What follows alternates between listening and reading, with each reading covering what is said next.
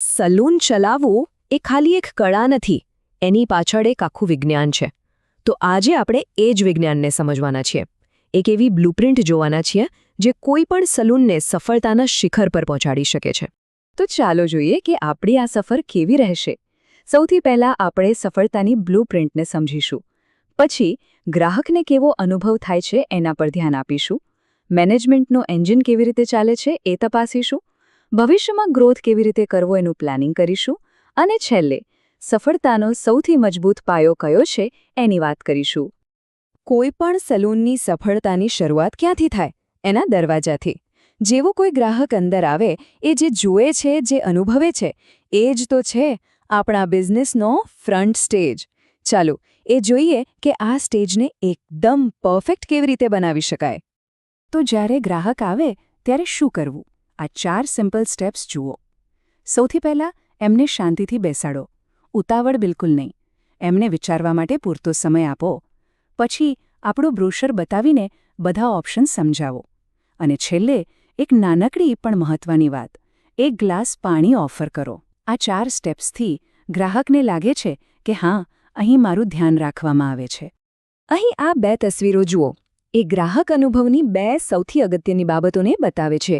એક તરફ એકદમ શાંત અને સ્વચ્છ સલૂનનું વાતાવરણ જે મનને શાંતિ આપે, અને બીજી તરફ કામ પર સ્ટાઇલિસ્ટનું પૂરેપૂરું ફોકસ. એ એકાગ્રતા જ તો ગ્રાહકનો વિશ્વાસ જીતે છે. એટલે જ વાતનો સાર એ છે કે સારું વાતાવરણ તો જરૂરી જ છે, પણ જ્યારે ગ્રાહકની સર્વિસ પર એકદમ ધ્યાન આપવામાં આવે છે ને, ત્યારે જ તમારી એક ઓળખ બને છે, તમારી પ્રતિષ્ઠા બને છે. આવું ફોકસ હોય તો બેદરકારીથી થતી ભૂલો પણ અટકે છે અને ગ્રાહકો વારંવાર પાછા આવે છે. ફ્રન્ટ સ્ટેજ તો આપણે જોઈ લીધો.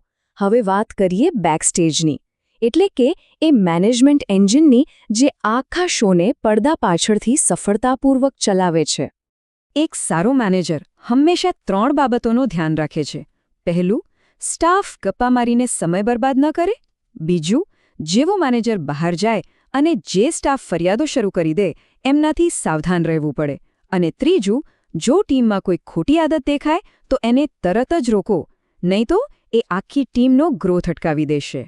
હવે વેચાણ વધારવા માટેની એક જબરદસ્ત ટીપ. સલૂનમાં જે પ્રોડક્ટ્સ વાપરવા માટે છે અને જે વેચવા માટે છે એ બંનેને હંમેશા અલગ અલગ રાખો.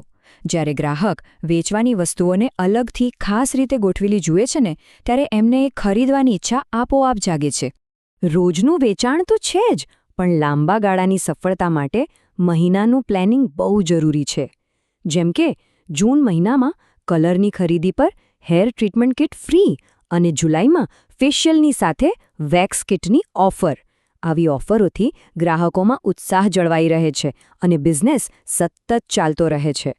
તો જ્યારે આપણું મેનેજમેન્ટનું એન્જિન બરાબર ચાલવા લાગે ત્યારે સમય આવે છે ભવિષ્ય વિશે વિચારવાનો. આજની આ સફળતાને આવતીકાલના મોટા ગ્રોથમાં કેવી રીતે બદલવી? ચાલો માની લઈએ કે આ મહિને બિઝનેસ થયો છે 30,000. સરસ, આ એક ખૂબ જ સારો અને મજબૂત પાયો છે. પણ અસલી સવાલ તો હવે આવે છે. આ 30,000ને આવતા મહિને 50,000 સુધી કેવી રીતે લઈ જવાના? આ ચાર્ટ આપણા લક્ષ્યને એકદમ સ્પષ્ટ રીતે બતાવે છે.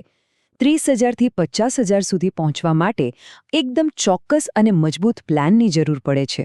આ ખાલી આંકડા નથી, આ એક ચેલેન્જ છે. અને આખો પ્લાન પાછો ત્યાં જ આવીને જોડાય છે જ્યાંથી આપણે શરૂઆત કરી હતી, એકાગ્રતા પર. કારણ કે જ્યારે કામ પૂરા ધ્યાનથી થાય છે ત્યારે ભૂલો ઓછી થાય છે. ઓછી ભૂલોનો મતલબ શું? વધુ ખુશ ગ્રાહકો.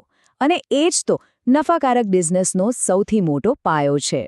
તો આપણે ગ્રાહક અનુભવ, મેનેજમેન્ટ, ભવિષ્યનું પ્લાનિંગ આ બધી વાત કરી, પણ આ બધાનો સાર શું છે?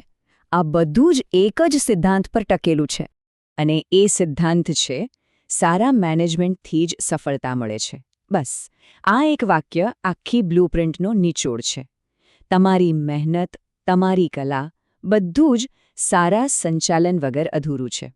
તો હવે સવાલ એ છે કે આ બધી વાતોને ધ્યાનમાં રાખીને તમે તમારા સલૂનની સફળતાની ઇમારતનો પહેલો પથ્થર કયો મૂકવા જઈ રહ્યા છો?